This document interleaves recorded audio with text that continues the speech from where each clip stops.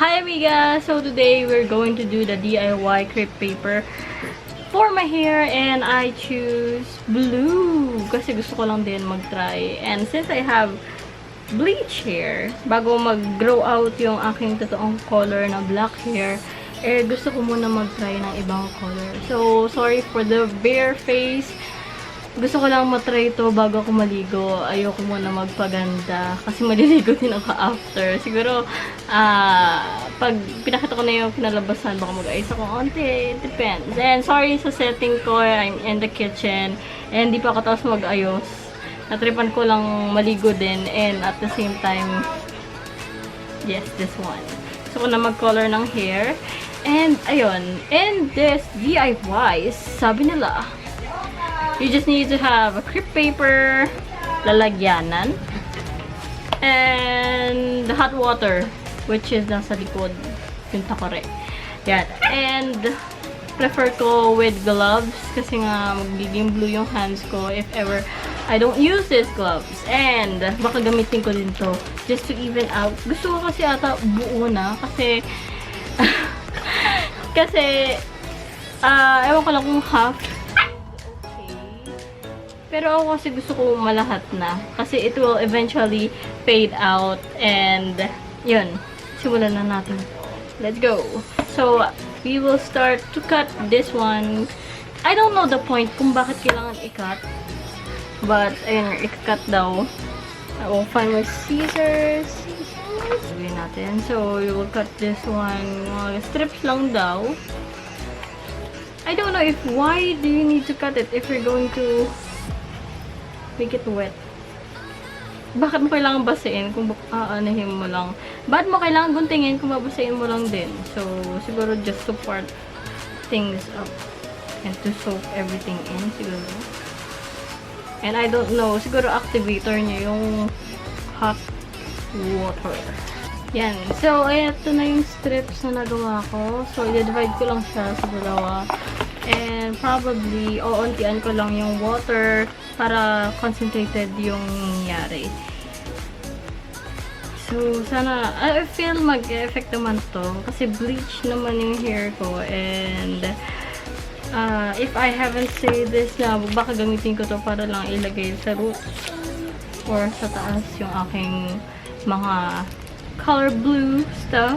So, I will do that. So, lalagyan ko na siya ng water. Eventually, just onti lang talaga. So, ayan. Hindi pa siya nagsisink in. Habang ginagawa natin yan, maglalagay na tayo ng ponytail. Oh, it's not ponytail kasi dalawa. Pigtails ata pag dalawa. So, pigtails. So, try natin hatiin sa gitna. Kasi dapat maliligo na ako. Apparently, I'm having the urge to do this.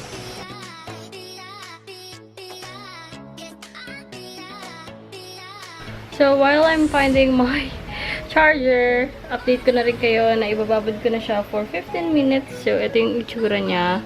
I haven't mixed it yet. I-mix muna natin din. Ibababad na natin. Then, I will give you the update after 15 minutes. Baka i-charge ko na lang muna to kasi fast video lang naman din to. And, kung ano yung kakalabasin niya. So, let's wait for 15 minutes. So, ayan. Phone camera muna tayo. Sagat-saga. Mas kita yung pores ko dito sa phone camera. So, ayan. So, nananotice ko lang magiging blue yung water habang sinukuskus mo yung mga paper. So, I think that's a good thing. Pero, I think yung water, hindi siya matatransfer as blue na blue talaga. Tama ba? So, ayun lang naman yung napansin ko. Bali, baka hindi ko siya ma-spread at gamitin ko lang yung nangyayari ko.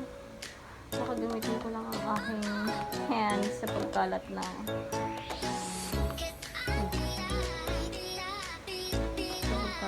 ano na. Tumatapin kasi.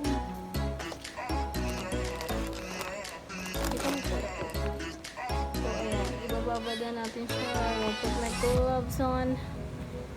And let's get started sa 15 minutes. So, apparently, ang gagawin mo lang naman is literal na isusok mo lang yung hair mo. Hello. Maybe rub it. So, ayun yung itsura niya. Naging blue ba? Wala naman. So, siguro as deep as you can. Then, ayan. For 15 minutes again to. And siguro bubuhos ko yung sa ends ng hair ko. Or itataas ko pa dito.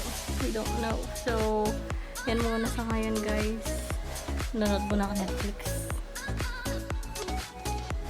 So, this is my hair looks like after 15 minutes. So, hindi ko sure, nag-darken up siya. Hindi ko lang alam kung magiging blue siya pag natuyo. So, anahan ko muna siya ng...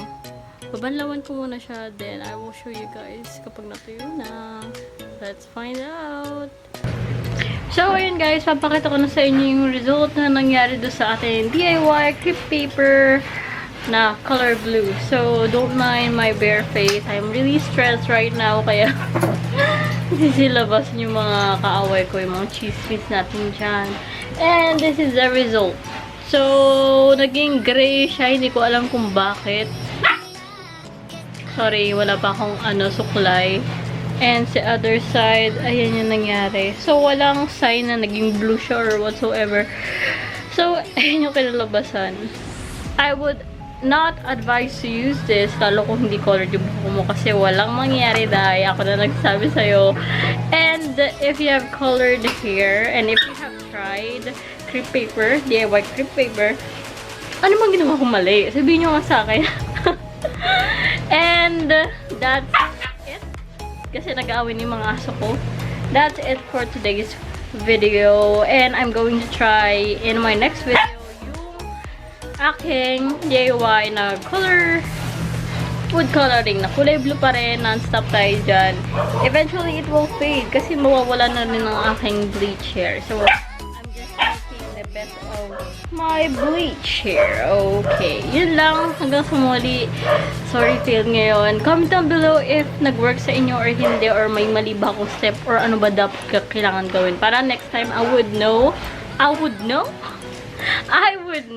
kung paano para mas makamura tayo. DIY lang and non-permanent ang gagawin natin. So, hanggang sa muli. Ciao! Ingat! Bye!